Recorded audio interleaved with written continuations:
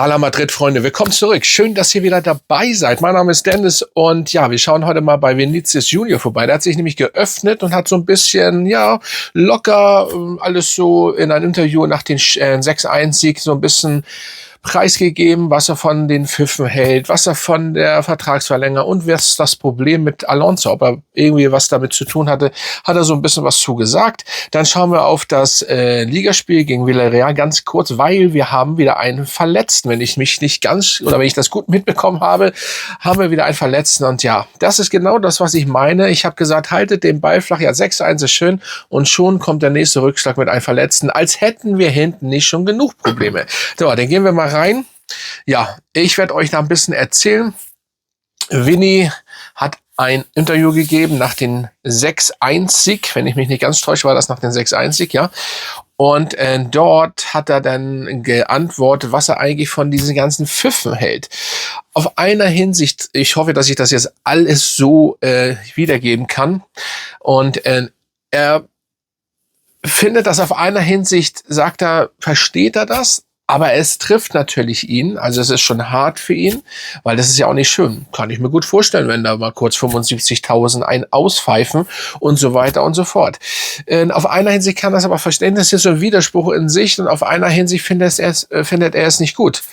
Ja, was denn nun? Also es ist so ein bisschen, weiß ich nicht, genauso wie er zu Alonso, ob er da was damit zu tun hat. Ich meine ganz klar, diese Frage ist, er wird ja jetzt nicht sagen, yo, ich habe da was mit zu tun, er ist eigentlich nur meinetwegen weggegangen, ich wollte, dass er verschwindet. Das wird er ja nicht sagen. So, er hat natürlich gesagt, er hat damit nichts zu tun.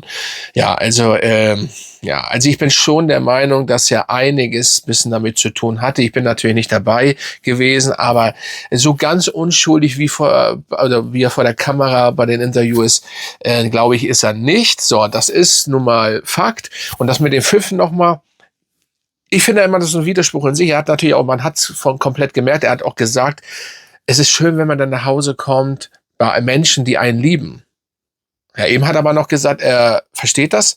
Dann sagt er auf einer Hinsicht, er findet das natürlich nicht gut. Und in diesem Satz, den er jetzt am Schluss gesagt hat, er kommt ja nach Hause zu jemanden oder zu Leuten, die ihn lieben. Ja, das ist ja klar. Aber da ist ja wenn man den Satz so auseinander nimmt, er kommt nach Hause bei den Menschen, die ihn lieben. Das heißt, er geht davon aus, die Fans lieben ihn nicht.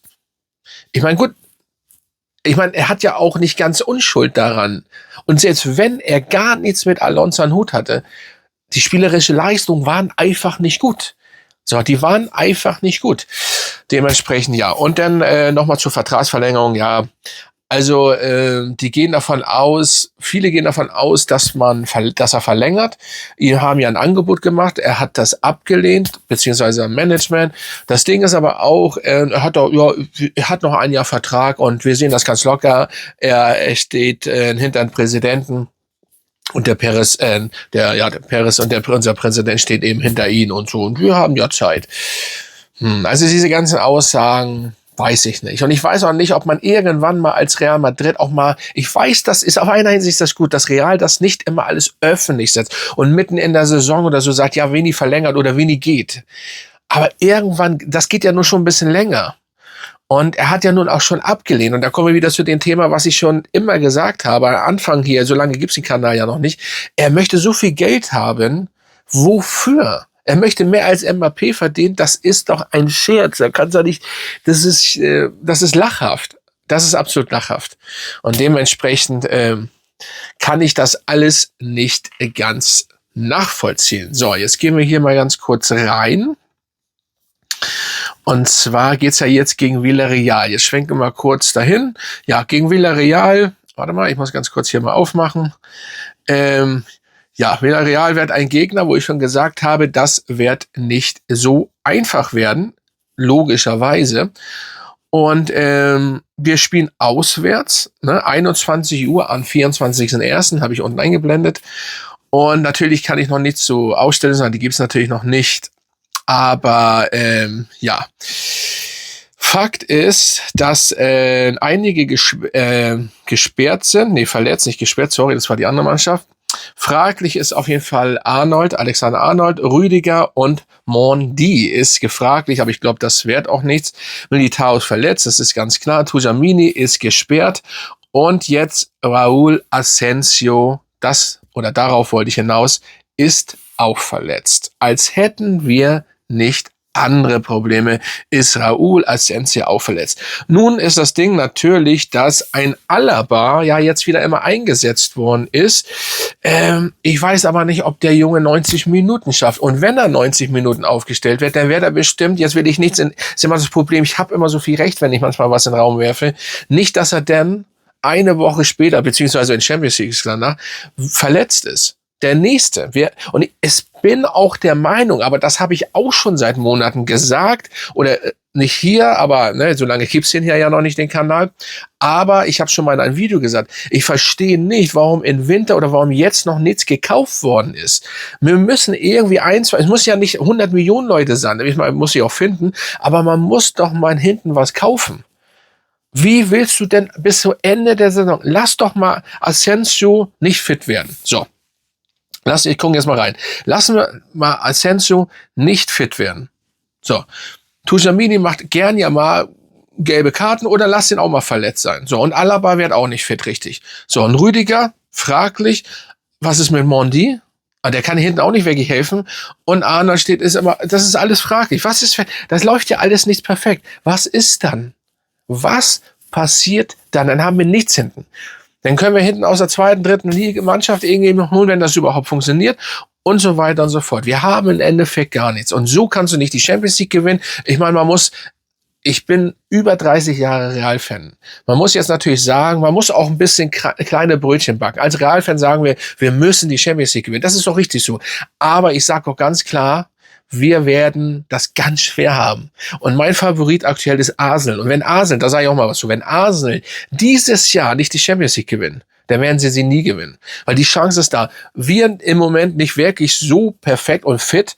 City, brauche ich nicht zu sagen, Liverpool nicht konstant. Bayern ist die einzige Mannschaft, aber ich habe eben auch einen Bayern-Fan, der schon sehr lange Bayern-Fan ist, um mir rum.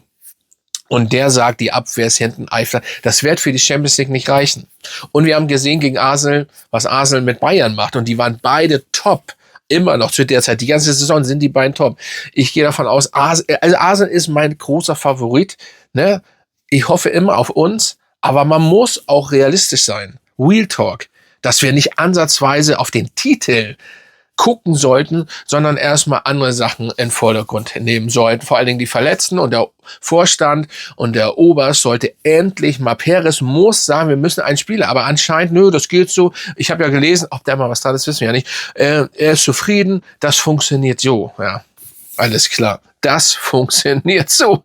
Ja, Güler können wir nur hoffen, wird denn Arda Güler wieder gut spielen, ein bisschen besser als letztes Mal, aber wie gesagt, ich sage ja immer wieder, er kann nicht perfekt alles machen. MAP mache ich mir gar keine Sorgen, Bellingham, wie gesagt, Ausstellung habe ich ja noch nicht, aber man muss alles mal gucken und so weiter und so fort und dementsprechend, ja, es ist schwer und ihr könnt ja mal in die Kommentare schreiben, was meint ihr mit Vinicius Junior und was sagt ihr zu den ganzen Aussagen und was haltet ihr was meint ihr gegen Villarreal und der Verletzung, ja, der nächsten, ich hoffe ja, nicht so großen Verletzung von Raúl Asensio. Ja, steht hier eigentlich, was er hat. Will ich mal ganz kurz reingucken, sorry. Nee, kann ich jetzt hier nicht sehen. Müsste ich bei Transfermarkt reingucken. Habe ich jetzt nicht gemacht. Das ist eine andere Seite. Ja, okay.